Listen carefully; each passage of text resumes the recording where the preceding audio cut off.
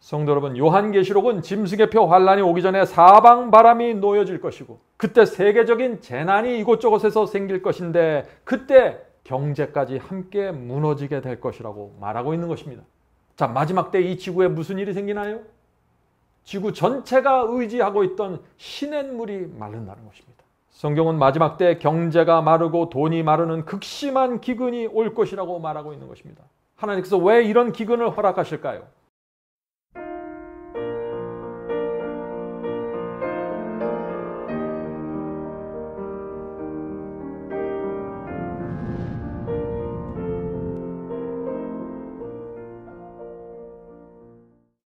얼마 전에는 전염병과 온역 때문에 우리가 고통스러워했는데 이제는 그 고통이 경제적인 고통으로 옮겨지는 것을 느끼게 됩니다. 어떤 분으로부터 이런 글을 제가 받았습니다. 목사님, 내일이 없으면 좋겠습니다. 경제적으로 너무나 고통스럽습니다. 아침에 눈을 뜨지 않았으면 하는 마음으로 잠자리에 듭니다. 언제까지 이렇게 하루하루 고달프게 살아야 할까요? 여러분은 이분의 고통이 어떤 것인지 이해가 되십니까? 저는 이해가 됩니다. 왜냐하면 저 역시 그런 시간을 보낸 적이 있기 때문입니다. 인생을 살다 보면 이런 절망을 느낄 때가 우리가 가끔씩 있습니다. 우리는 지금 전에 없던 시대를 통과하고 있습니다. 한 번도 느껴보지 못한 압박을 느끼게 됩니다. 물질적으로, 정신적으로 말라가고 있습니다. 경제까지 말라가고 있습니다. 지금은 그래서 기근의 시대입니다. 말세는 기근의 시대입니다. 성도 여러분, 마지막 시대의 성도들은 기근을 통과하는 경험이 무엇인지 알아야 합니다. 이 경험을 배우지 못하면 정말 앞으로 힘들게 됩니다. 그래서 오늘 우리가 이 정신적인 기근, 경제적인 기근, 이 기근을 통과하는 경험이 무엇인지, 그 방법이 무엇인지 좀 살펴보려고 하는 것입니다. 자, 구약 성경에 기근으로 유명한 이야기가 있죠. 엘리야 시대의 이야기입니다. 엘리야는 아합 왕에게 갔습니다. 놀라운 용기를 가지고 아합 왕 앞에 서서 기근이 올 것이라고 경고했습니다. 엘리야의 말대로 뜨거운 태양 아래서 땅이 말라가기 시작했습니다. 식물들이 다 죽어가기 시작했습니다. 그래서 하나님께서는 당신의 종 엘리야를 그릿 시냇가로 인도하셨습니다. 그런데 그곳에도 기근이 왔습니다. 엘리야는 이 상황을 이해할 수 없었습니다. 하나님, 어떻게 이 시냇물까지 마를 수 있습니까? 다른 사람들의 땅은 마르고 물이 마를 수 있지만 주께서 저를 이곳으로 보내주셨는데 어떻게 여기에 시냇물이 마를 수 있습니까? 이것은 안 되는 것 아닙니까? 라고 질문했습니다. 오늘 많은 사람들이 이런 질문을 하는 것입니다. 주님, 저는 주님을 따르기 위해서 좁은 길을 가고 있는데 왜 시냇물이 마릅니까? 세상 사람들의 시냇물은 좋고 엉터리로 믿는 사람들의 시냇물은 마를 수 있는데 내 시냇물은 마르면 안 되는 것이 아닌가요? 성도 여러분, 이것을 기억해야 됩니다. 선지자 엘리야의 시냇물도 말랐습니다. 우리의 시냇물도 마를 수 있는 것입니다. 주님을 믿는 성도들에게 시냇물이 마르는 것, 이것을 이상하게 생각하면 안 됩니다. 자, 시냇물이 마른다는 것이 어떤 것일까요? 내 곳간이 비어가는 것입니다. 돈이 말라가는 것입니다. 은행의 잔고가 점점 떨어지는 것입니다. 내가 의지하는 것이 말라가는 것입니다. 얼마 전에 어떤 청년과 통화를 했는데 그 청년의 회사 직원의 30%가 해고당했다고 합니다. 온 직원들이 두려워하고 있다고 합니다. 자, 무슨 일이 생긴 것입니까? 시냇물이 마른 것입니다. 어떤 여집사님은 자기가 오랫동안 키우고 애지중지하고 의지했던 그 사랑스러운 아들이 갑자기 병에 걸려서 누워있게 되었다고 했습니다. 무슨 일이 생긴 것입니까? 시냇물이 마르는 것입니다. 시냇물이 말라갈 때 수많은 성도들이 두려움에 빠지고 믿음이 크게 시험을 받게 되는 것입니다. 왜 내 시냇물이 말라야 될까 고민하는 것입니다. 그러므로 성도 여러분, 우리의 생애 속에 시냇물이 말라갈 때 우리가 어떻게 해야 되는지, 어떤 믿음으로 그것을 통과해야 되는지 배워야 하는 것입니다. 하나님께서 왜 우리의 인생의 시냇물을 말리실까요? 이유가 무엇일까요? 이유는 하나입니다. 우리를 하늘 바라보게 하기 위해서 말리시는 것입니다. 하나님을 의지하기 위해서 우리가 의지하고 있는 것들을 말리시는 것입니다. 인생에서 시냇물이 풍족할 때는 하나님을 전심으로 찾지 못합니다. 그러나 시냇물이 마르기 시작하면 어떻게 됩니까? 밤에 잠이 오지 않습니다. 두려움에 빠지게 됩니다. 하나님을 향해서 간절한 마음으로 무릎을 꿇게 되는 것입니다. 이렇게 되니 하나님께서 어떻게 시냇물을 말리지 않을 수 있겠어요? 성도 여러분, 요한계시록은 짐승의 표 환란이 오기 전에 사방 바람이 놓여질 것이고 그때 세계적인 재난이 이곳저곳에서 생길 것인데 그때 경제까지 함께 무너지게 될 것이라고 말하고 있는 것입니다. 자, 마지막 때 이 지구에 무슨 일이 생기나요? 지구 전체가 의지하고 있던 시냇물이 마른다는 것입니다. 성경은 마지막 때 경제가 마르고 돈이 마르는 극심한 기근이 올 것이라고 말하고 있는 것입니다. 하나님께서 왜 이런 기근을 허락하실까요? 하나님께서 우리에게 마지막 기회를 주시는 것입니다. 지구의 모든 사람들이 깨어서 일어날 수 있는 기회를 주시는 것입니다. 그리스도의 재림을 위해서 준비시키길 원하시는 것입니다. 성도 여러분, 그런데 이렇게 막상 시냇물이 마르기 시작하면 참 어렵죠. 네? 그러나 시냇물이 마를 때 우리는 하나님께 아주 가까이 가야 됩니다. 그것이 하나님께서 시냇물을 말리시는 이유이고 목적이기 때문에 그런 것입니다. 시냇물이 마를 때는 낭망할 때가 아닙니다. 그때는 하나님을 찾아갈 때입니다. 성도 여러분, 우리는 어렸을 때부터 아주 특별한 교육을 받고 자랐습니다. 그것이 무슨 교육입니까? 내가 먹을 것은 내가 찾는답니다. 내가 먹을 것은 내가 책임진다는 교육을 받고 자랐어요. 그런데 갑자기 시냇물이 말라가면 어떻게 돼요? 아주 당황하게 되는 것이죠. 내 힘으로 할 수 있는 것이 없기 때문입니다. 현대인들은 자기가 잘나서 돈을 버는 것으로 압니다. 그러나 지금 하나님께서 온 세상의 시냇물을 돈줄을 말리고 계시는 것입니다. 스스로 할 수 있는 것이 아무것도 없다는 사실을 느낄 수밖에 없는 상황이 지금 펼쳐지고 있는 것입니다. 내 의지와는 상관없이 회사가 무너지고 직장을 잃어버리고 은행이 파산되고 살던 집을 잊어버리는 일들이 생기는 것입니다. 이럴 때 우리가 어떤 신앙을 가져야 될까요? 지금이야말로 날마다 까마귀가 물어다 주는 것으로 사는 것이 무엇인지 배워야 하는 것입니다. 배우고 싶어서 배우는 것이 아니에요. 어쩔 수 없으니까 배우게 되는 것입니다. 엘리야는 그것을 배우고 싶어서 거길 찾아갔겠어요? 온 땅에 기근이 드니까 시냇물을 찾아갔고 그 시냇물이 말랐을 때 엘리야는 하나님을 향해서 절규할 수밖에 없는 것입니다. 우리 모두 그 경험을 배워야 된다 하는 것입니다. 그것은 시냇물이 콸콸 흐를 때는 도무지 배울 수 없는 경험이죠. 성도 여러분, 왜 경제가 무너지고 돈이 말라갈까요? 하나님께서 우리의 교만과 자존심을 깨트리기 원하시는 것입니다. 지금은 당장은 고통스럽습니다. 힘듭니다. 그러나 앞으로 우리가 지금 배운 이 경험을 오랫도록 기억하게 될 것입니다. 저는 제가 제 인생에서 시냇물이 말라갈 때 배웠던 경험을 지금까지 가져오고 있습니다. 그것이 아니었다면 제가 설교하는 사람이 될 수 없었을 것입니다. 성도 여러분, 오늘 우리는 시냇물이 마를 때 우리가 어떻게 해야 되는지 살펴보려고 하는 것입니다. 중요한 말씀입니다. 자, 시냇물이 말라갔을 때 엘리야가 어떻게 했습니까? 엘리야는 아직 물이 풍부하게 흐르는 큰 강물줄기를 찾아다니지 않았습니다. 엘리야는 무엇을 억지로 만들어내려고 애쓰지도 않았습니다. 엘리야의 믿음이 극렬하게 시험을 받았지만은 하나님께서 지시하실 때까지 조용히 기다렸습니다. 우리도 우리의 인생에서 조용히 기다려야 될 때가 있는 것입니다. 시냇물이 말라갈 때 하나님의 섭리를 기다리는 믿음이 필요합니다. 기다리면서 말이죠. 자, 시냇물이 조금 말랐을 때 즉시 다른 길이 열리고 즉시 다른 시냇물이 나타나면 좋은데 그렇게 되질 않습니다. 엘리야에게는 전혀 길이 열리지 않았습니다. 그리 시냇가가 완전히 마를 때까지 하나님께서 다른 곳으로 인도하지 않았습니다. 성도 여러분, 시냇물이 완전히 마를 때까지 우리의 생애 속에 대책이 생기지 않을 때가 있는 것입니다. 그럴 때라도 믿음을 잃지 말아야 하는 것입니다. 시냇물이 마르면 마를수록 해결책은 하나밖에 없습니다. 그것은 하나님이십니다. 그래서 다른 방법이 없는 것입니다. 이것이 낙담하지 말아야 되는 것입니다. 이것이 엘리야가 배웠던 믿음입니다. 시냇물이 완전히 마르자 하나님께서 엘리야를 어디로 보내십니까? 사르밧 과부에게 보내십니다. 자, 사르밧 과부에게 왜 하나님께서 보내셨을까요? 엘리야가 배운 이 믿음을, 그리 시냇가가 말라가면서 배운 이 믿음을 사르밧 과부에게 전달해 주길 원하신 것입니다. 열왕기상 17장 보겠습니다. 열왕기상 17장 8절부터 9절입니다.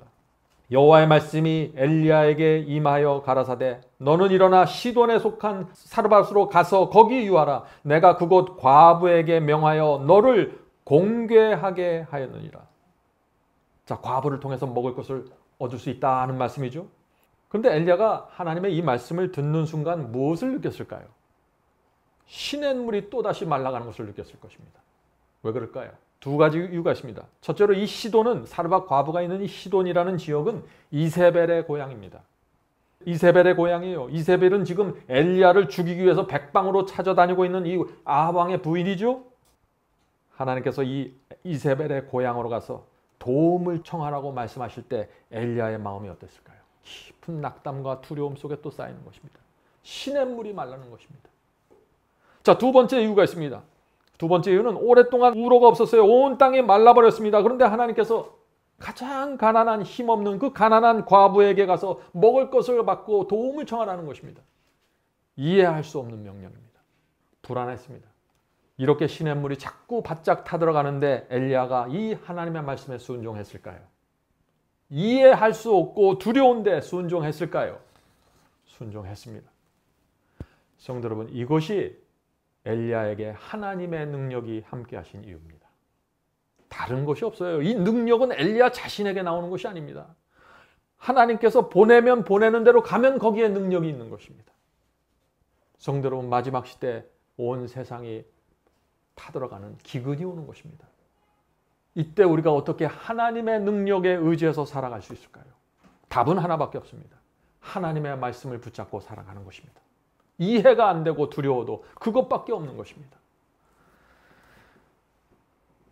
가장 힘들고 어려울 때, 시냇물이 타들어갈 때 하나님의 말씀을 붙잡는 것, 순종하는 것, 그것이 엘리야의 신앙이었습니다. 지금 우리가 그 신앙을 배워야 하는 것입니다. 경제가 무너지고 의지할 곳이 없을 때야말로 엘리야의 신앙이 필요한 것입니다. 다른 방법이 없습니다. 가장 안전한 것은 그것이기 때문이죠. 자, 엘리야가 사르밧 과부에게 가서 떡을 달라고 요구했습니다. 자, 사르밧 과부가 어떻게 대답했나요? 열왕기상 17장 11절 12절입니다. 열왕기상 17장 11절 12절. 저가 가로되 당신의 하나님 여호와의 사심을 가리켜 맹세하노니 나는 떡이 없고 다만 통에 밀가루 한 움큼과 병에 기름 조금뿐이라. 내가 나뭇가지 두엇을 주워다가 나와 내 아들을 위하여 음식을 만들어 먹고 그 후에는 어떻게 하겠다고요? 그 후에는 죽으리라. 기가 막힌 상황 아닌가요? 사르밧 과부의 시냇물이 완전히 마른 것입니다. 그런데 거기 가서 지금 먹을 것을 달라고 그러는 것입니다. 아들과 먹을 마지막 한 끼 식사만 남아 있습니다. 그런 상태에서 엘리야가 그 마지막 남은 그 밀가루를 달라고 지금 요구하는 것입니다. 지금 엘리야가 무엇을 하고 있는 것입니까? 엘리야가 지금 상황을 모르나요? 어떻게 돌아가는지 모르는 거예요? 지금 엘리야는 사르밧 과부에게 이렇게 말하는 것입니다. 여인이여, 당신은 정말 살아계신 하나님의 능력을 믿습니까? 당신이 그것을 나에게 주어도 하나님께서 당신을 살리실 것을 믿습니까? 그것을 지금 묻는 것입니다. 성도 여러분, 엘리야가 전한 기별은 교리가 아닙니다. 그것은 시냇물이 바짝 말라가도 하나님께서 명하시면 까마귀가 날아올 수 있다는 복음이었습니다. 하나님께서 엘리야에게 어렵게 가르쳐 주신 그 믿음을 이 사르밧 과부도 기근 속에서 배워야 하는 것입니다. 그래서 마지막 남은 밀가루를 요구하게 된 것입니다. 성도 여러분, 많은 경우에 우리 하나님의 복음과 진리는 이런 모습으로 찾아옵니다. 지금 힘들어 죽겠는데 마지막 남은 그것까지 달라고 요구하는 것처럼 하나님의 말씀이 전달해 오는 것입니다. 자, 사르밧 과부가 그 마지막 남은 밀가루를 엘리야에게 내줄까요? 이 여인이 가난한 선지자를 도와줄까요? 그렇습니다. 놀랍게도 이 여인이 자신이 갖고 있던 마지막 것을 넘겨줍니다. 열왕기상 17장 15절 16절입니다. 열왕기상 17장 15절 16절. 저가 가서 엘리야의 말대로 하였더니 저와 엘리야와 식구가 여러 날 먹었으나 여호와께서 엘리야로 하신 말씀같이 통에 가루가 다하지 아니하고 병에 기름이 없어지지 아니하니라. 지금 어떤 기적이 생긴 것입니까? 시냇물이 다시 흐르기 시작한 것입니다. 바짝 말랐던 시냇물이 흐르는 것입니다. 먹어도 밀가루와 기름이 나왔다고 했습니다. 어떤 일이 생긴 것입니까? 하나님께서 사르밧 과부에게 그 기근 속에서 날마다 일용한 양식을 공급하시는 것입니다. 이것이 하나님의 약속입니다. 성도 여러분, 땅이 타들어가는 기근 속에서 엘리야를 먹이신 하나님, 사르밧 과부를 먹이신 하나님께서 저와 여러분을 지금도 책임져 주신다는 것입니다. 말씀 속에서 이것을 믿어야 되는 것입니다. 이 믿음을 가져야만 마지막 시대, 기근의 시대를 통과할 수 있는 것입니다. 시냇물이 말라갈 때 우리는 무엇을 믿어야 될까요? 무엇을 바라봐야 될까요? 그것은 하나님의 사랑입니다. 하나님의 보호하심입니다. 세상이 뒤집히고 어떤 일이 있어도 하나님께서 나를 끝까지 붙잡고 보호하신다는 것입니다. 하나님의 사랑은 변하지 않습니다. 구약 시대에 보여주신 그 사랑이 지금도 여전히 우리의 삶을 지키고 계신 것입니다. 그것을 믿는 것이 믿음입니다. 혹시 여러분 중에 지금 시냇물이 심하게 말라가고 있는 분이 계십니까? 그런 분들은 예수께서 하셨던 이 말씀을 붙잡고 일어나셔야 되는 것입니다. 자, 이 말씀은 유명한 말씀이죠. 마태복음 6장입니다. 마태복음 6장 25절부터 32절까지 읽겠습니다. 여러분들 이 말씀을 생각하면서 묵상해 보시기 바랍니다. 그러므로 내가 너에게 이르노니 목숨을 위하여 무엇을 먹을까 무엇을 마실까 몸을 위하여 무엇을 입을까 염려하지 말라. 목숨이 음식보다 중하지 아니하며 몸이 의복보다 중하지 아니하냐. 공중의 새를 보라. 심지도 않고 거두지도 않고 창고에 모아 들이지도 아니하되 너희 천부께서 기르시나니 너희는 이것들보다 귀하지 아니하냐. 너희 중에 누가 염려함으로 그 키를 한 자나 더할 수 있느냐. 또 너희가 어찌 의복을 위하여 염려하느냐. 들의 백합화가 어떻게 자라는가 생각하여 보라. 수고도 아니하고 길쌈도 아니하느니라. 그러나 내가 너에게 말하노니 솔로몬의 모든 영광으로도 입은 것이 이 꽃 하나만 같지 못하였느니라. 오늘 있다가 내일 아궁이에 던지는 들풀도 하나님이 이렇게 입히시거든 하물며 너희일까 보냐. 믿음이 적은 자들아, 그러므로 염려하여 이르기를 무엇을 먹을까 무엇을 마실까 무엇을 입을까 하지 말라. 이는 다 이방인들이 구하는 것이라. 너희 천부께서 이 모든 것이 너에게 있어야 할 줄을 아시느니라. 성도 여러분, 얼마나 분명한 약속입니까? 예수께서는 애매하게 말하지 않았습니다. 성도 여러분, 시냇물이 말라 들어갈 때 우리가 이 약속을 붙잡고 살라고 주께서 주신 말씀입니다. 내가 책임질 테니까 너는 나를 믿고 따라오라고 지금 말씀하시는 것입니다. 하나님께서 이렇게 구체적으로 예를 들으면서 약속해 주셨는데 우리가 여전히 염려와 불안에 압도되어 있다면, 그래서 믿음을 잃어버린다면 하나님께서 더 이상 우리를 어떻게 도와주실 수 있을까요? 믿음으로 의롭게 되는 것입니다. 믿음으로 구원받는 것입니다. 하나님을 믿고 의지해야 하는 것입니다. 하나님께서 공중의 새도 돌보시고 들풀도 돌보시는데 저와 여러분을 못 본 척 하시겠습니까? 믿으셔야 됩니다. 그것이 시냇물이 말라갈 때 반드시 갖고 있어야 될 신앙입니다. 자, 계속해서 예수님의 약속을 들어보죠. 마태복음 6장 33절 34절입니다. 너희는 먼저 그의 나라와 그의 의를 구하라. 그리하면 이 모든 것을 너희에게 더하시리라. 여러분은 이 약속을 믿으십니까? 모든 것을 주시겠다는 것이죠. 그러므로 내일 일을 위하여 염려하지 말라. 내일 일은 내일 염려할 것이요 한날 괴로움은 그날에 족하니라. 성도 여러분, 하나님께서는 우리를 한날 한날 도와주십니다. 내일 일은 염려하지 마시고 하나님의 약속을 붙잡고 오늘을 사십시오. 중요한 비결입니다. 자, 예수께서는 우리의 염려와 두려움을 이기는 두 가지 방법을 여기서 주셨죠? 무엇입니까? 첫째는 시냇물이 말라갈 때 시냇물을 보면서 애태우지 말라는 것입니다. 날마다 시냇물이 얼마나 말랐는가 자꾸 들여다보면서 근심과 걱정을 하면서 속 태우지 말라는 것입니다. 먼저 그 나라와 그의 의를 구하라는 것입니다. 시냇물 보지 말고 하나님 보면서 살라는 것입니다. 시냇물이 말라갈 때 그것을 들여다보면서 내가 무엇을 먹어야 되나 무엇을 입어야 되나 걱정하지 말고 그 나라와 그의 의를 구하라는 것입니다. 그리하면은 나머지는 책임져 주시겠다는 것입니다. 아주 단순한 원칙입니다. 경제가 무너지고 돈이 말라갈 때 그 나라와 그의 의를 구하라는 것입니다. 나보다 어려운 자를 도와주고 복음을 전하라는 것입니다. 그렇게 하면 어떻게 된다고 했어요? 그리하면 이 모든 것을 너에게 더하시리라. 성도 여러분, 지금 이 말씀을 붙잡고 살아야 할 때가 된 것입니다. 이것이 염려와 두려움에서 해방되는 중요한 열쇠입니다. 자, 잠언서 11장 24절에 이런 말씀이 있습니다. 잠언서 11장 24절입니다. 흩어 구제하여도 더욱 부하게 되는 일이 있나니. 성도 여러분, 어려울수록 어떻게 하라는 것이에요? 나보다 더 어려운 자를 찾아서 불쌍히 여기라는 것입니다. 그렇게 하면 풍요로움으로 들어갈 수 있다는 것입니다. 이것이 성경의 약속이에요. 세상 사람들은 이런 얘기를 보면 도무지 이해할 수 없는 말씀이죠. 시냇물이 말라갈 때 성경에 이 약속을 붙잡아야 되는 것입니다. 쌀통에 쌀이 떨어져 갈 때, 밀가루가 떨어져 갈 때, 떨어져가는 밀가루를 보지 마시고 나보다 불쌍한 자를 찾아서 가라는 것입니다. 자신의 슬픔과 고통을 내려놓고 영혼을 찾아다니면서 진리와 복음을 전하라는 것입니다. 그럴 때 하나님께서 나머지 책임져 주시겠다는 것입니다.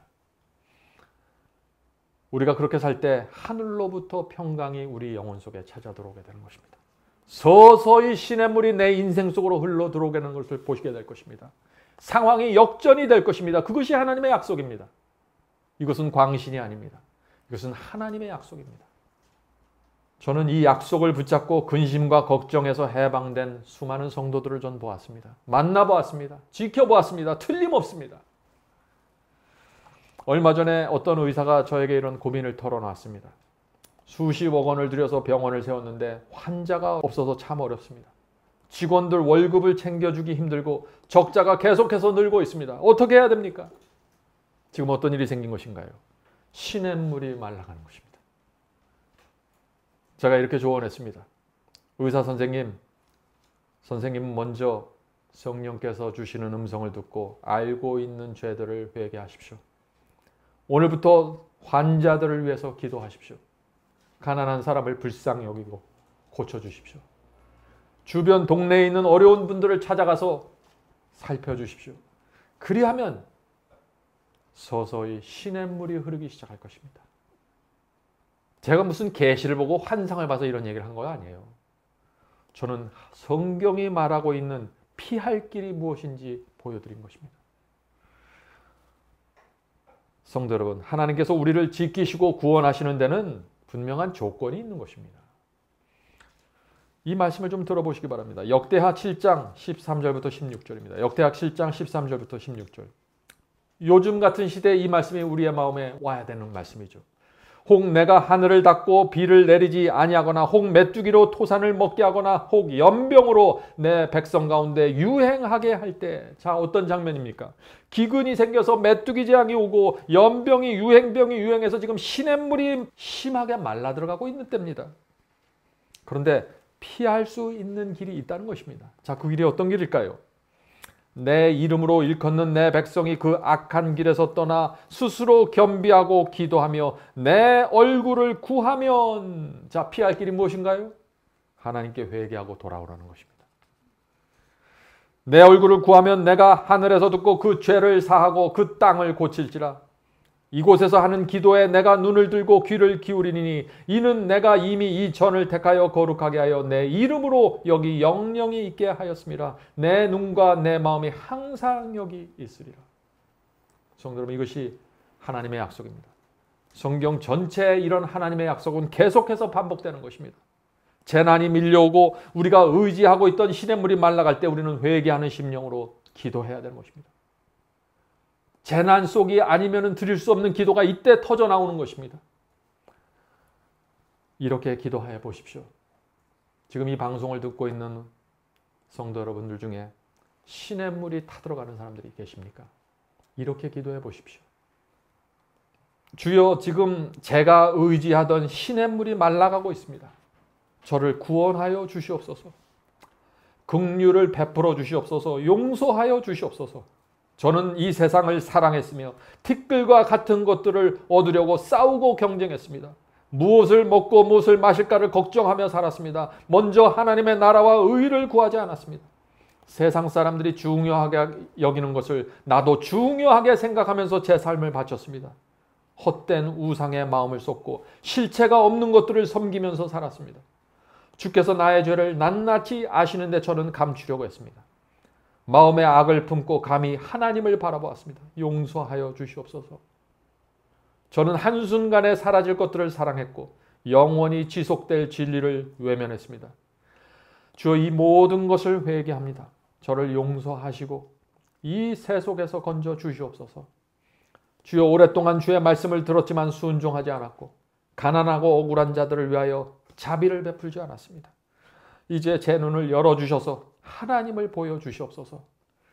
이제 교만을 버리고 티끌과 재를 뿌리며 회개합니다. 주여, 제 머리에 숯을 올려놓으시고 눈물샘을 터뜨려 주시옵소서. 그렇게 하시면 날마다 제가 저지른 악을 생각하며 밤낮으로 울겠습니다. 주여, 이제 주 앞에 정직한 심령으로 서길 원합니다. 도와주시옵소서. 주여, 제 마음을 찢으며 회개합니다. 이 더러운 땅에서 저를 보호해 주시옵소서. 저의 죄악을 거두어 주시고 주의 은혜로 저를 받아 주시옵소서. 더 이상 반역하지 않겠습니다. 더 이상 성령을 대적하지 않겠습니다. 저의 죄가 주홍같이 붉을지라도 눈같이 희게 해 주시옵소서.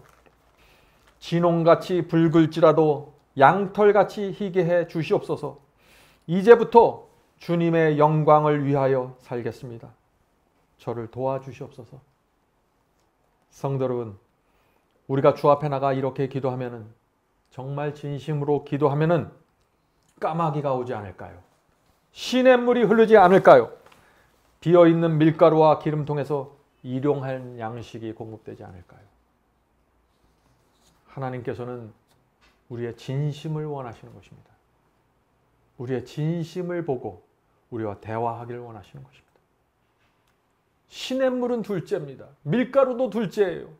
우리의 진심이 먼저입니다. 성도 여러분, 하나님께서 우리의 인생을 인도하는 방법이 중요합니다. 이것을 알아야 되는 것입니다. 그것을 모르면 시냇물이 마를 때마다 자꾸 신앙을 잃어버리고 하늘을 원망하면서 살게 되는 것이죠. 성도 여러분, 이것을 아셔야 됩니다. 하나님께서는 분명한 목적을 갖고 있다는 것입니다.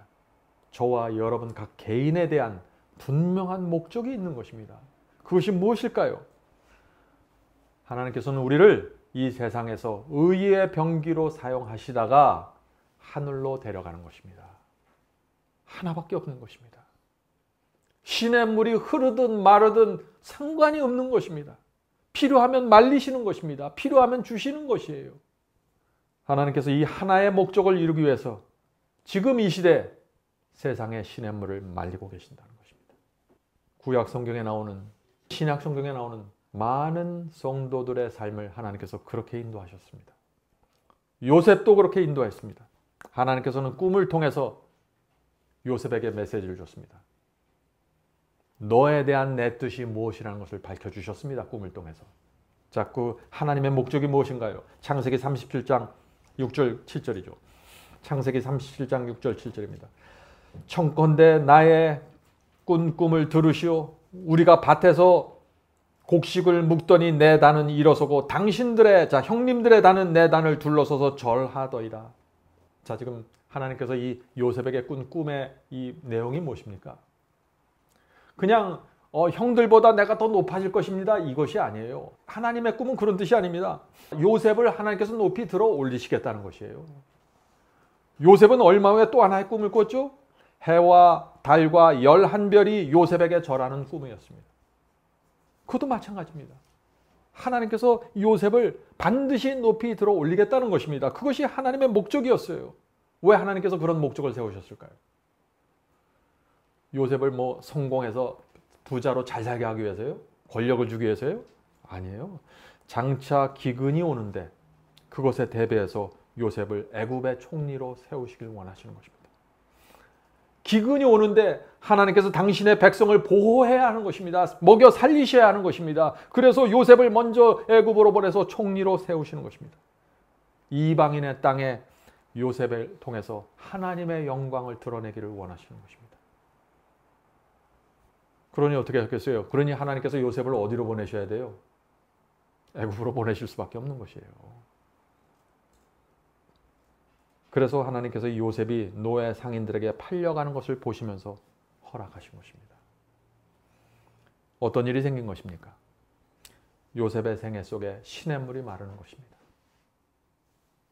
하나님께서는 분명한 목적을 갖고 시냇물을 말리시는데 요셉은 말라가는 시냇물을 보면서 좌절하는 것입니다. 그것이 우리의 인생입니다.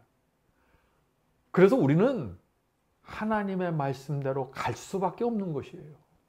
하나님이 인간이 이해할 수 없는 지혜와 능력을 갖고 우리의 생애를 끌어가시기 때문에 그것을 내 생각과 내 꾀로 판단하기 시작하면 불순종이고 믿음을 잃어버리고 두려움에 빠지게 되는 것입니다. 절대적인 신뢰가 필요한 것입니다. 언제요? 시냇물이 말라갈 때는 말이죠. 요셉은 아버지 야곱의 총애를 받던 아들이었죠. 부잣집 아들이었습니다. 요셉은 가족을 떠나서 우상 숭배자들의 땅 그 애굽에 가서 고생하고 싶은 마음이 단 1%도 없었습니다. 아버지도 보내길 원치 않았겠죠. 그러나 하나님의 뜻은 달랐습니다. 하나님의 뜻은 요셉을 연단시켜야 되는 것입니다. 총리 아무나 하나요? 우상 숭배자들의 나라에 가서 하나님을 믿는 사람이 총리에 어느 날 갑자기 될 수 있어요? 아니죠. 고결한 신앙인으로 세워져야 되는 것입니다. 연단을 받아야 되는 것입니다. 그래서 쇠사슬에 묶여서 애굽으로 끌려가는데 하나님께서 지켜보았던 것입니다.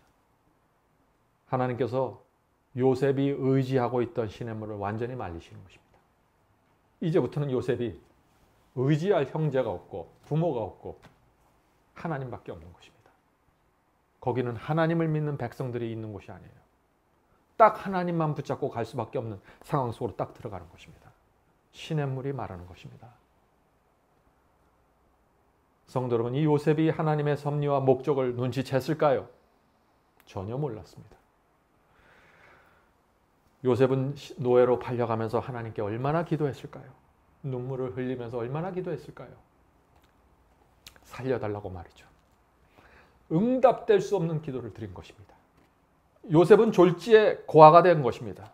큰 슬픔과 두려움에 빠져서 하나님께서 나를 버리신 것이 아닌가 고민한 것입니다.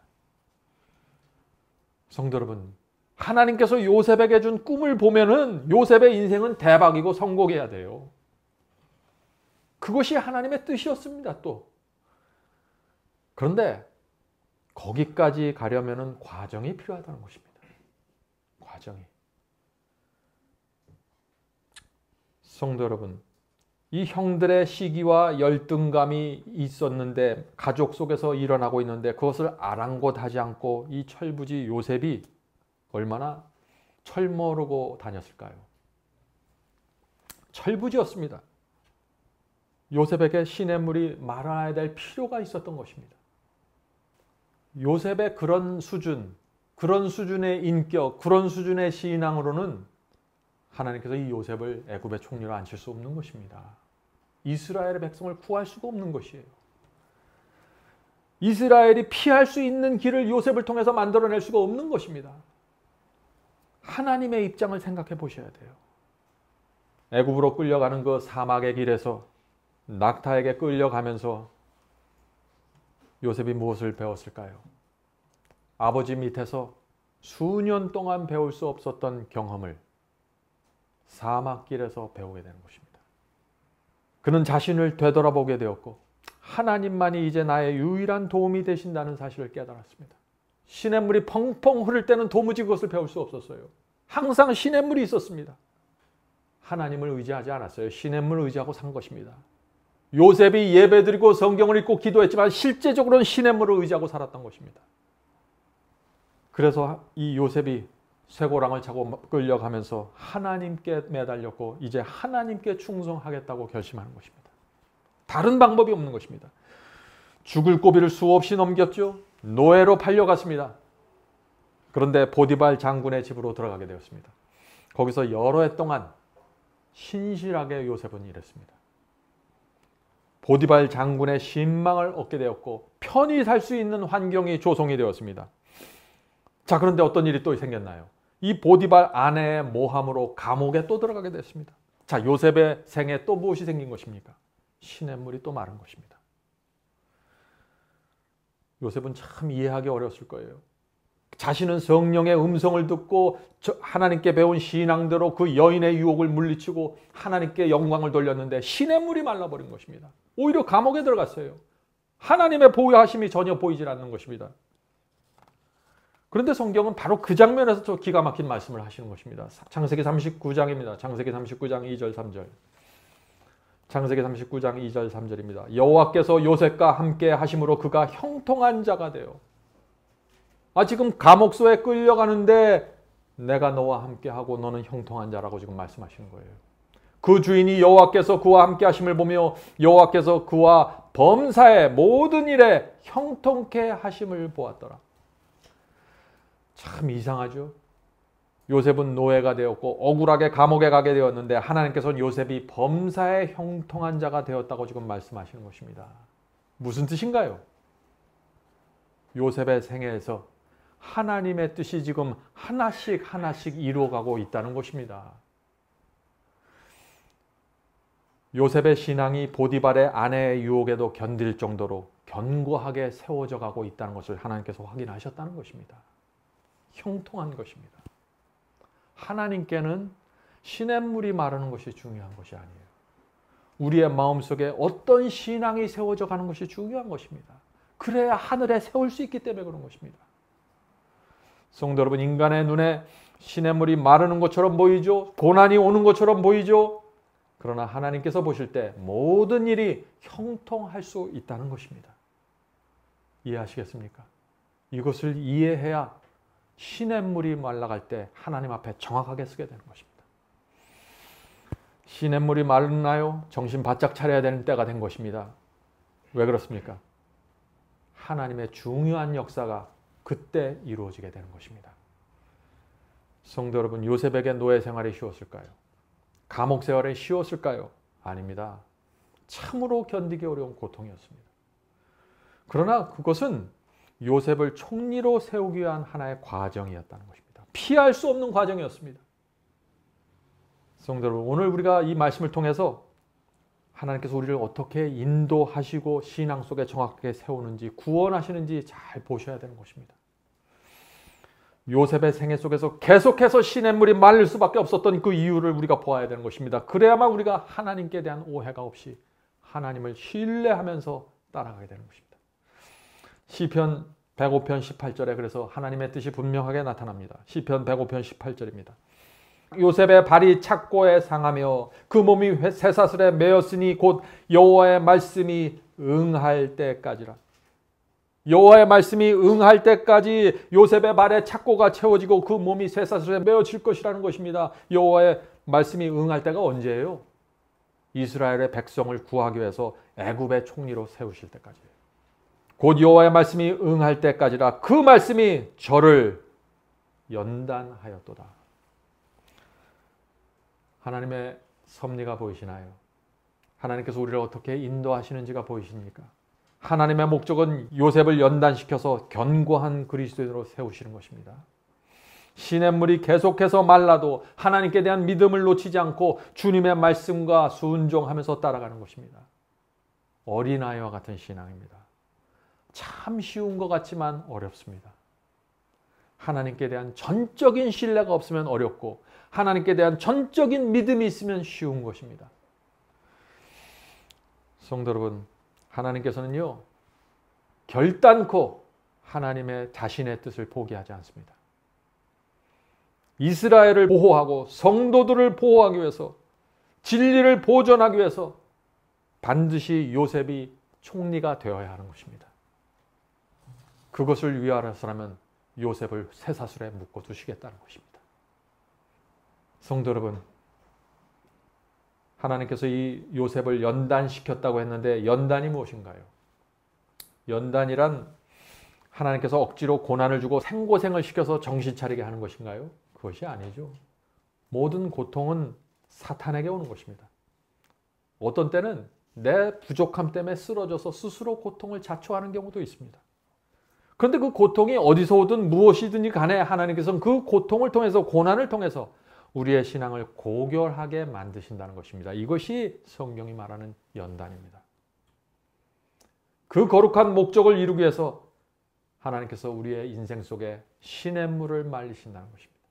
가장 빨리 변화하는 방법이 무엇일까요? 내가 의지하고 있는 시냇물이 말라갈 때 우리는 둘 중 하나를 결정해야 되는 것입니다.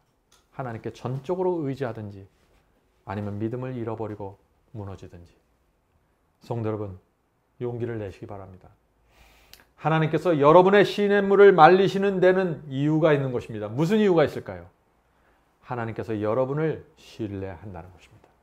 시냇물을 말라서 하나님을 대적하고 떠나버리면 하나님께서 말리지 않으시겠죠. 하나님께서 피할 길을 주시면서 말리시는 것입니다. 우리가 그 하나님의 배려를 기억하셔야 되는 것입니다. 하나님의 역사는요, 시냇물이 넘치고 풍요로운 상태에서 이루어지는 것이 아닙니다. 인간의 본성은 이기적이고 편안한 것을 좋아하고 안일한 것을 좋아하기 때문에 하나님께서 시냇물을 말리셔야만 우리는 무엇을 움직이고 손을 움직이고 발을 움직여서 어려운 결정을 해나가는 것입니다. 그래서 이 하나님의 기이한 역사와 우리의 선택이 합쳐져서 하늘의 섭리가 이루어지게 되는 것입니다.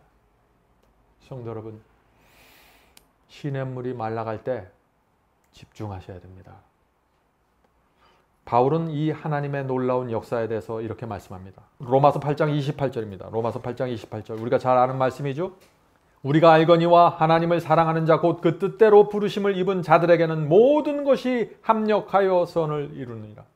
성도 여러분, 하나님의 뜻대로 모든 일이 합력해서 선이 이루어진다는 것입니다. 돈이 말라가고 건강이 말라가는 것처럼 보여도 결국에는 모든 것이 합력해서 선을 이루게 된다는 것입니다. 하나님의 능력과 지혜로 이렇게 되는 것입니다. 얼마나 감사합니까?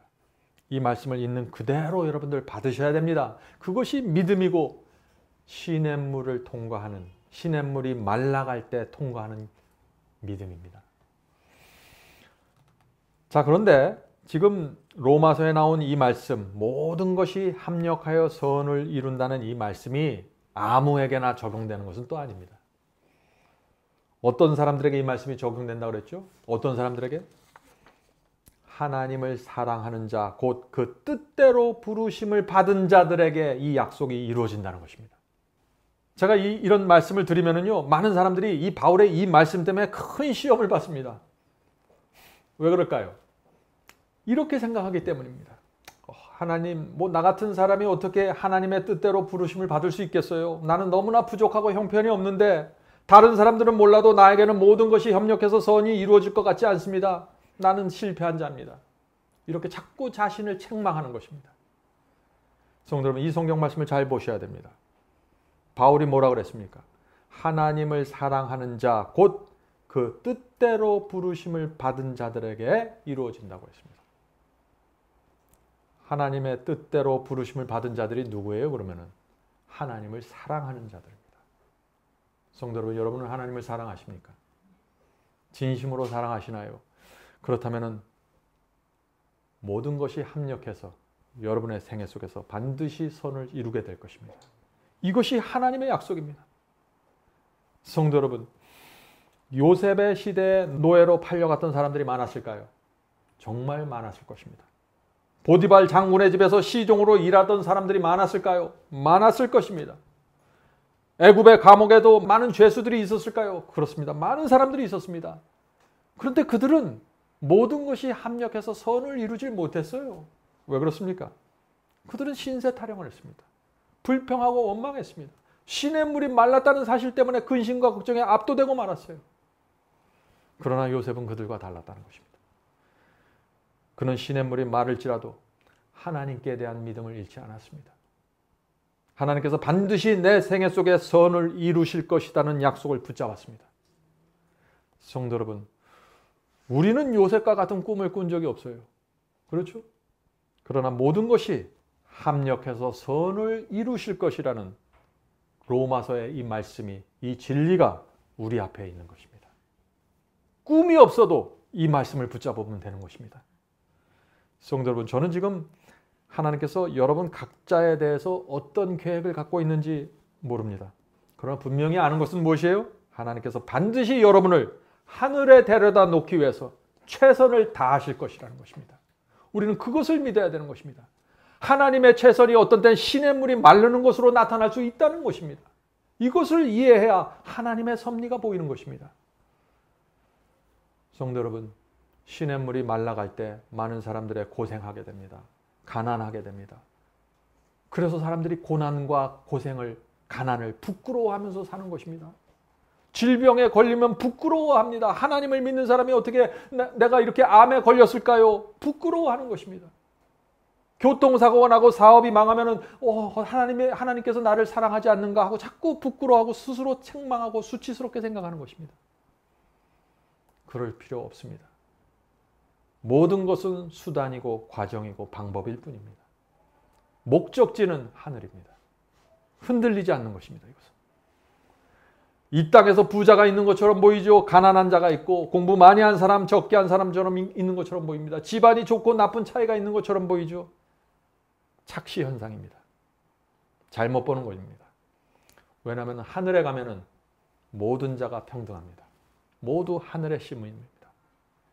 이 땅에 갖고 있던 것들은 아무것도 가져갈 수 없습니다. 모두 하나님의 사랑하는 자녀입니다. 성도 여러분, 과정에 휘말리지 마세요. 인생을 살아가는 이 시간 속에 과정들이 나타나는데 여기서 무너지면 안 되는 것입니다. 분명한 목적을 받고 가셔야 됩니다. 그것이 믿음입니다. 성도 여러분, 이 세상에 직장의 차이가 있는 것처럼 보이죠? 월급의 차이가 있는 것처럼 보이죠? 인류 회사가 있고 삼류 회사가 있는 것처럼 보이죠? 다 소용없는 얘기입니다. 우리의 목적지는 하늘이기 때문에 그렇습니다. 하늘에 갈 때 이 땅에 있는 모든 것을 내려놓고 하늘 가는 나그네로 받아들여지는 것입니다. 성도 여러분, 이 진리가 우리 마음속에 새겨져야 자유롭게 되는 것입니다. 좌절하지 마십시오. 중요한 것은 하늘입니다. 인생의 성공과 실패가 어디 있습니까? 하늘에 가면 성공이고 못 가면 실패입니다. 단순한 것이에요. 거기에 뭔 다른 액세서리가 붙으면 안 되는 것이에요. 가면 성공이고 못 가면 실패예요. 아주 단순한 것입니다. 인생의 승패는 거기서 결정돼 버리는 것입니다. 그러므로 시냇물이 얼마나 말랐는지 들여다보지 마세요. 그거 들여다보면 뭐가 나오나요? 걱정해서 키가 한자가 크나요? 안 된다고 하잖아요.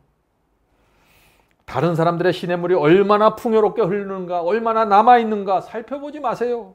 하늘만 보고 가시면 되는 것입니다. 그것이 평강과 승리의 비결입니다. 제가 이렇게 설교해도 어떤 분들은 또 이런 질문을 합니다. 목사님, 그래도 여전히 저는 너무나 힘듭니다. 이 고생의 터널이 언제 끝날지 모릅니다. 끝이 보이지 않습니다.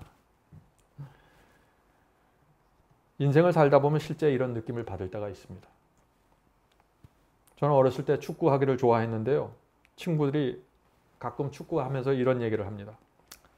전반전을 뛰고 나니까 더 이상 뛰고 싶지 않아. 이런 얘기를 해요. 왜 친구들이 그런 얘기를 했을까요? 우리 팀이 너무나 형편이 없다는 것입니다. 능력이 없다는 것입니다. 그래서 후반전에 들어가기도 싫은 거예요. 그런데 시간이 돼서 후반전에 뛰다 보면 또 이상한 변수가 생겨요. 놀라운 역전이 되는 경우도 있더라고요. 성도 여러분, 우리 인생의 후반전이 끝나지 않았습니다. 인생은 후반전이 아니에요. 인생은 마라톤입니다. 인생의 끝이 중요한 것입니다. 하나님께서 우리의 인생 끝에 하늘을 주시기 위해서 최선을 다하고 계십니다. 잊지 마세요. 인생은 축구 경기 숨 헉헉대면서 뛰는 게 아니에요. 인생은 마라톤입니다. 끝이 중요한 것입니다. 우리가 그 끝에 받는 하늘을 기대한다면 지금 시냇물이 마르는 거 견딜 수 있는 거 아니에요? 지금 당장 까마귀가 안 날라와도 견딜 수 있는 것 아닙니까? 우리는 끝을 보고 가는 사람들이에요. 중간에 까마귀가 날라오든 시냇물이 마르든 뭐 밀가루통이 비든 중요한 것이 아닙니다. 하나님께서 우리를 굶기지 않습니다. 하나님께서는 우리를 완주시킵니다. 하늘로 데려가실 것입니다. 그 하나님의 거룩한 목적을 믿고 여러분들 따라가시기 바랍니다. 영혼의 평안을 갖고 말이죠. 그것이 믿음입니다. 결국에는 하나님께서 모든 것이 합력해서 선을 이루셨다는 것을 여러분들이 여러분의 인생의 뒤를 보면서 확인하게 될 것입니다. 거기에 소망이 있는 것입니다. 자, 예수께서는 어둠 속을 비추는 놀라운 진리를 또 말씀해 주십니다. 이 말씀 여러분들 꼭 붙잡으셔야 됩니다. 요한복음 8장 32절입니다. 잘 아는 말씀이죠. 진리를 알지니 진리가 너희를 자유롭게 하리라. 성도 여러분, 진리가 정말 무엇인지 알면은요, 자유롭게 됩니다. 우리의 인생이 풍요로워질 수 있습니다. 언제도요, 시냇물이 바짝 말라도 풍요로워질 수 있는 것입니다. 바울이 그 경험을 했습니다. 빌립보서 4장 11절과 13절입니다. 빌립보서 4장 11절 13절. 내가 궁핍함으로 말하는 것이 아니라 어떤 형편에 있든지 내가 자족하기를 배웠노니 내가 비천에 처할 줄도 알고 풍부에 처할 줄도 알아. 모든 일에 배부르며 배고픔과 풍부와 궁핍에도 일체의 비결을 배웠노라. 내게 능력 주시는 자 안에서 내가 모든 것을 할 수 있느니라. 성도 여러분, 이것은 놀라운 말씀이죠. 어떤 사람이 내게 능력 주시는 자 안에서 모든 것을 할 수 있을까요? 진리로 자유케 된 사람입니다. 모든 형편에서 자족하는 법을 배우게 되는 것입니다. 진리에 의해서 자유를 받아야 자족할 수 있는 것입니다. 성도 여러분들, 많은 분들이 자기의 형편에 대해서 부끄러워하죠. 돈이 없으면 부끄러워합니다. 월급이 작으면 스스로 위축이 되죠. 자꾸 눈치를 봅니다. 왜 그럴까요? 진리가 주는 자유를 못 배웠습니다. 진리가 자유를 주는데 자유를 받지를 못했어요. 그래서 좋은 동네 가면 교만해지고 나쁜 동네 가면 열등감을 갖게 되는 것입니다. 왜? 문제가 뭐예요? 자유를 얻지 못했어요. 진리가 자유를 주지 못했습니다. 성도 여러분, 여러분의 인생에서 부끄러운 것이 무엇입니까? 이제 다 내려놓으셔야 됩니다. 하나님을 모르고 진리를 모르는 것이 부끄러운 것입니다. 부잣집 아랫목에 앉아있으면 뭐래요? 하나님을 모르고 진리를 모르는데 이 세상에서 가장 비참한 사람입니다. 하나님께서 우리를 하늘을 향해 인도하고 계시다는 진리를 알기만 하면은 부끄러운 것이 없어지고 열등감도 사라지고 두려움도 사라집니다. 자유가 생기는 것입니다. 모든 것은 과정이라는 사실을 알기 때문에 그런 것입니다. 성도 여러분, 제가 얼마나 이 사실을 오늘 강조해야 될까요? 하나님께서는 필요에 따라서 우리를 이곳으로 저곳으로 옮기십니다. 한 고비를 넘기면 좀 쉬다가 또 하나의 고비를 주실 수 있습니다. 왜 그럴까요? 우리의 부족함을 보여주셔야 하기 때문입니다. 우리가 뭘 고쳐야 될지, 내 성품의 부족함이 무엇인지 보여주려면 시냇물을 말리시는 경우밖에 없어요. 다른 방법이 없는 것입니다. 시냇물이 말라야 내 속에 깊이 감춰져 있던 것들이 튀어나오는 것입니다. 내가 얼마나 믿음이 없는지, 내가 얼마나 하나님을 의지하지 않았는지 그때 튀어나오는 것입니다. 그때 우리가 어떻게 해야 될까요? 이렇게 기도하셔야 돼요. 주여, 제가 고쳐야 할 것이 무엇입니까? 어떻게 하면 주의 뜻이 나에게 이루어질 수 있을까요? 가르쳐 주시옵소서. 우리가 시냇물이 마를 때 이런 기도를 진심으로 드릴 수 있다면 그것이 승리하는 신앙으로 들어가는 것입니다. 자, 끝으로 어떤 선교사의 이야기를 들려드리겠습니다. 그 선교사는 여러 나라를 다니면서 오랫동안 복음을 전했습니다.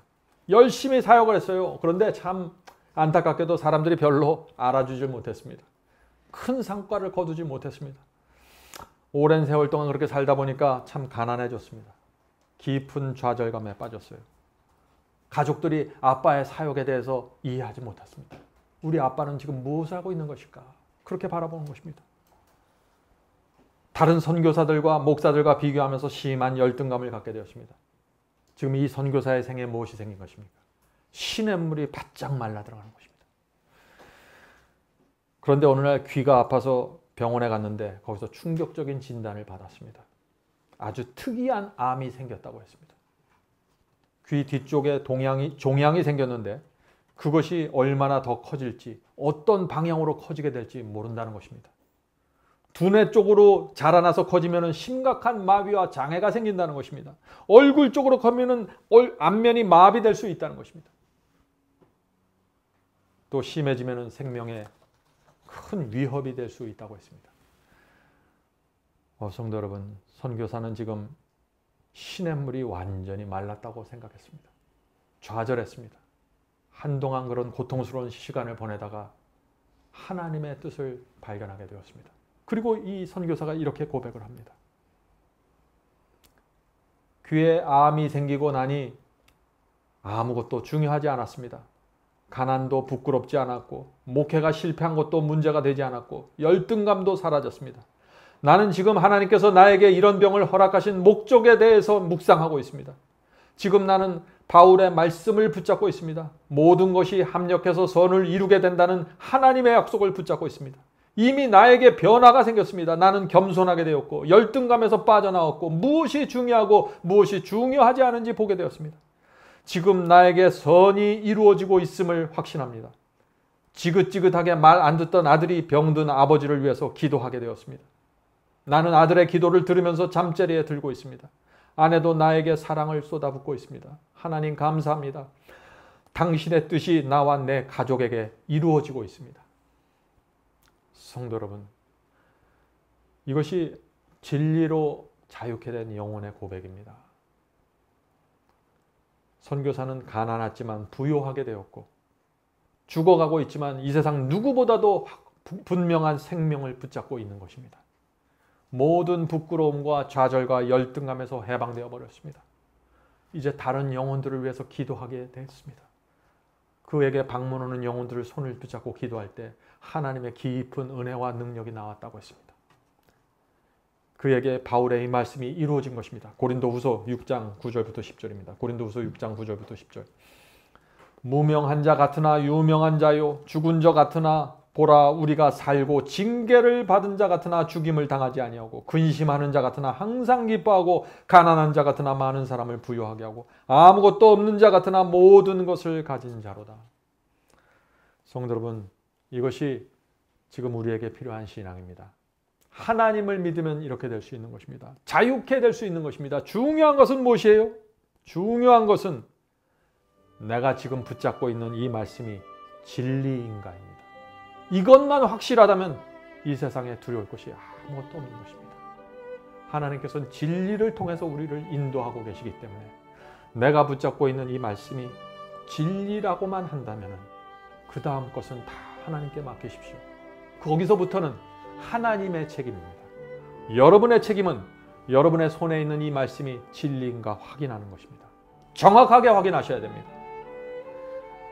그것이 확인이 되면은 진리가 우리를 모든 염려와 걱정에서 풀어주게 되는 것입니다. 자유롭게 되는 것입니다. 시냇물이 마르건 흐르건 상관없습니다. 여러분은 하나님의 평강 안으로 들어가게 될 것입니다.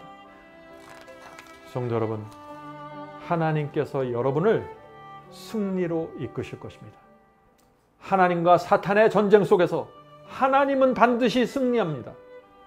그때 여러분이 그 옆에 있으려면 하나님께서 주시는 진리를 붙잡고 계시면 되는 것입니다. 그러면 하나님께서 승리하실 때 저와 여러분도 승리하게 되는 것입니다.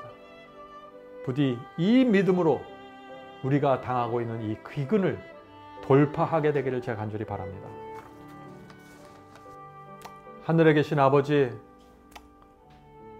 이제부터 시냇물이 말라갈 때 시냇물 보지 않고 주님 보겠습니다. 까마귀가 날아오지 않아도 주님 보며 가겠습니다. 주여, 저희의 길을 인도하여 주시옵소서. 진리가 무엇인지 보여주시옵소서. 저희의 인생에 대한 하나님의 뜻과 목적이 무엇인지 그것만 분명하게 보여주시옵소서. 그렇다면 나머지는 보지 않고 가겠습니다.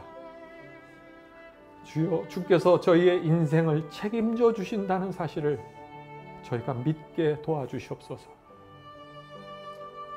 하늘에 계신 아버지, 저희가 본성적으로 너무 연약하고 너무나 쉽게 무너지고 있기 때문에 주께서 저희를 불쌍히 여겨 주셔야 합니다. 저희를 차근차근 인도해 주시옵소서. 시냇물이 마를 때 저희가 너무 고통스러워서 포기하지 않도록 저희의 손을 잡아주시고 뒤에서 밀어주시옵소서.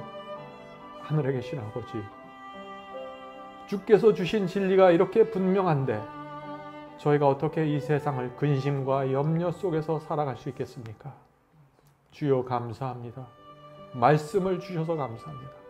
모든 것이 말라갈 때 하나님의 말씀은 더 분명하게 세워지는 것을 우리가 봅니다. 주여 저희의 생애를 이렇게 풍요롭게 인도하여 주시니 감사합니다. 더 이상 가난도 부끄럽지 않고 직장도 부끄럽지 않고 아무것도 부끄럽지 않고 하나님 안에서 자유를 누리며 살게 도와주시옵소서. 하나님께서 우리의 유일한 소망이고 희망이 되시는데 저희가 무엇을 두려워하겠습니까? 주여, 이제 저희가 어린아이와 같은 심령으로 다시 주 앞에 나옵니다. 저희 손을 잡아주시고 저희의 가는 길 인도해 주시옵소서. 예수님의 이름으로 간절하게 기도드립니다. 아멘.